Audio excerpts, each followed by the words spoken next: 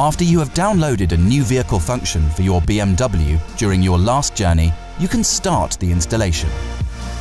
After stopping the engine, the system will ask you to perform the activation of your new function. Please follow the instructions on the control display. To prepare the vehicle, make sure that it is in a secure place during the procedure. The activation will start automatically if all the requirements have been met.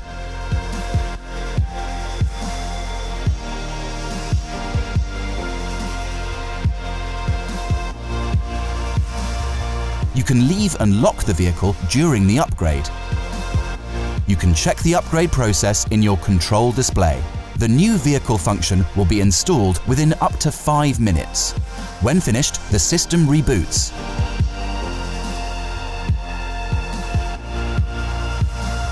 Then you are informed about the successful activation of your new function. You can find information about your purchased function in the release notes for the upgrade. After starting the engine, your new function is available. Continue watching our how-to series to get the most out of your BMW.